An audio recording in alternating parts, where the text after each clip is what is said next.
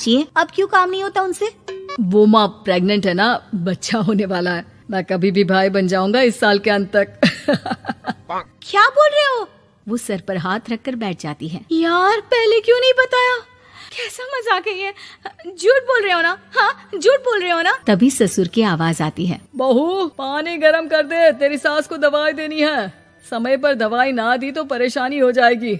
और हाँ जरा काजू पीस कर दूध में मिलाकर ले आना। तेरी सास खुद से तो अपनी संभाल करेगी नहीं। हे भगवान, ये मैं क्या सुन रही हूँ? ये ससुर जी को क्या हो गया है? मैं क्या सोच कर आई थी? हाय रे, मैं तो किसी को मुंह भी नहीं दिखा पाऊंगी। अब ये रोना धोना बाद में करना, पहले गर्म पानी कर दो। माँ को दवाई देनी होगी।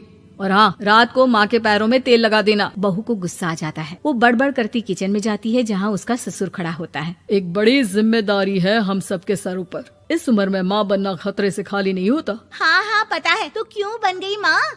अरे खतरे से कम नहीं है तो क्या जरूरत थी लल्ला पैदा करने की? कैसी बात कर रही हो बहू? क्या तुम खुश नहीं कि घर में एक नया मेहमान आएगा, छोटे छोटे पैरों से पूरे घर में घूमेगा? पिताजी ये हाथ जोड़े आपके, आप यहाँ से जाओ। ये शायरी बाद में बताना, अभी मैं पानी गरम करके थर्मस में दे देती हूँ। सारा दिन पिलाते रहो गरम पानी। और हाँ, ये बच्ची की बात बार बार मुझसे कोई नहीं करेगा। बहू का पारा अब चढ़ा ही रहता था। वो काम तो सारा करती, लेकिन किलस किलस कर। मीरा सारे काम से फुर्सत पाकर बैठी होती है कि माँ का फोन आ जाता है। बेटा बहुत बड़ी जिम्मेदारी है तेरे सर पर, अच्छे से निभाना। ससुराल में हर किसी को खुश रखना वैसे तो मुश्किल है, लेकिन भगवान ही हिम्मत देता है बहू को हर कुछ सहकर सबको खुश रखने की। क्या बड़बड़ किए जा रही हो माँ? जानती भी हो कि यहाँ क्या चल रहा है? मेरी सास, अरे तेरी सास तो देवी है देवी। कितने खुश हो रहे थे सारे तेरी सूरत देख देख कर। पता नहीं जैसे बहू नहीं कोई मन मांगी मुराद मिल गई हो उन लोगों को। अरे बात तो पूरी सुनो। मन मांगी बुरा तो पूरी हुई है। अरे मेरी सास को बच्चा होने वाला है, प्रेग्नेंट है वो। क्या बकवास कर रही है मीरा? ये बात किसी को कहना मत। मुझे तो बता दिया, लेकिन अब अपनी जबान सिल ले। कहाँ है तेरी सास? बात तो करा मेरी। पूछू जरा, पोता पोती खिलाने की उम्र में खुद का बच्चा खिलाने का शौक कहाँ से आ गया? और आया भी तो बताना तो चाहिए था। अब क्या नाक कटाने के लिए हम लोगों से रिश्ता जोड़ा है? रुक, तेरे पापा से बात करती हूँ। मीरा फोन रखकर लेट जाती है। वो एक सपना देखती है कि उसकी गोद में एक बच्चा खेल रहा है। भाभी की गोद में कितना खुश दिख रहा है ना। लग ही नहीं रहा कि भाभी है। मैं तेरे लिए क्या लाया हूँ, सोने की बालियाँ। तेरी शादी में तो मैं बुढ़ा हो जाऊंगा ना। अरे कैसी बात कर रहा है बेटा, इसकी जिम्मेदारी तो तू ही लेगा। हम लोगों का तो कोई भरोसा नहीं, कब ऊपर वाला उठा ले। बहू को सास को देख देख कर गुस्सा आ रहा था। तभी वहाँ पड़ोसन आ जाती है। अरे बहू, तुझसे तो पूछने से भी डर लगता है कि कब खुशखबरी सुना रही है। अब तो अपनी 1 महीने की ननद की ही जिम्मेदारी संभाल ले, बहुत है। अपने जेवर भी रख देना और पैसे भी जमा करना शुरू कर दे। वो बात आगे बढ़ाती उससे पहले ही बहू जोर से चिल्लाकर उठ जाती है। नहीं नहीं नहीं नहीं, मैं अपने जेवर किसी को नहीं दूंगी। अरे कौन ले रहा है तुम्हारे जेवर? तुम औरतें भी ना सपने में भी जेवर ही संभालती रहती हो। मैंने जो सपना देखा है ना, सुनोगे तो होश उड़ जाएंगे।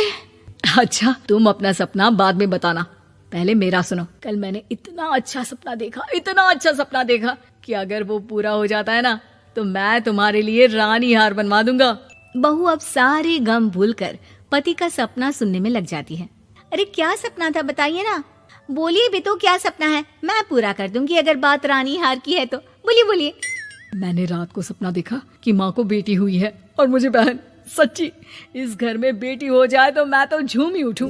मीरा का मुंह बन जाता है। वो चुप हो जाती है और सपने की बात याद करती है कि बेटी हुई तो उसे ही अपने गहने उसे देने होंगे। फिर तो रानी हार की जरूरत पड़ेगी ही। भाई लड़की बड़ी होगी, उसकी शादी होगी तो जेवर तो चढ़ाने ही होंगे ना, कहाँ से आएंगे वो? कितने समझदार हो तुम मीरा। मैंने भी यही सोचकर तुम्हारे लिए रानी हार लेने का सोचा था। अरे फूटी किस्मत मेरी जो ऐसा परिवार मिला।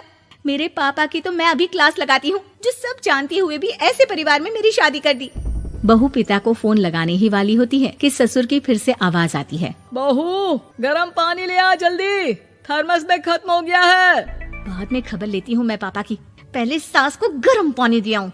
बहू अभी किचन में काम कर ही रही थी कि मीरा के मम्मी पापा आ जाते हैं। वो हाथ में ढेर सारे फल लेकर आते हैं। मीरा के पिता मीरा के ससुर से कहते हैं, लीजिए भाई साहब, ये फल रखिए, बहन जी को खिला दीजिएगा। वैसे कैसी है उनकी तबीयत?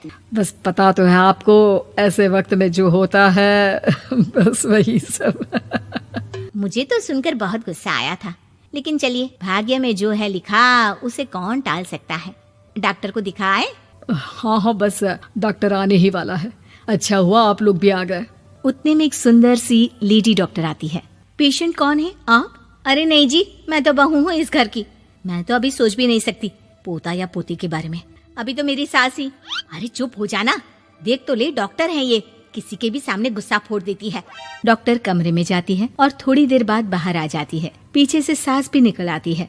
हे भगवान, इतना दुख तो किसी को भी ना दे जितना मुझे दिया है। देखिए बहन जी, आप लोगों को तो ये सोचना भी नहीं चाहिए था। वही तो मैं भी कह रही थी कि आप लोगों के लिए तो सोचना भी गुनाह है, लेकिन अब पछताए होत क्या जब चिड़िया चुग गई खेत। डॉक्टर वहाँ से चली जाती है। मैं माँ नहीं बन सकती, मैं प्रेग्नेंट भी नहीं हूँ। ये कैसे? तुम तो बोल रही थी कि अरे वो गैस का दर्द था और पेट भी गैस से फूल रहा था। डॉक्टर ने चूर्ण दे दिया है, गर्म पानी से फांकना है। मैं अभी लाती हूँ गर्म पानी। अरे मैं तो गीजर ही लगा देती हूँ। हाय रे, खुशी के मारे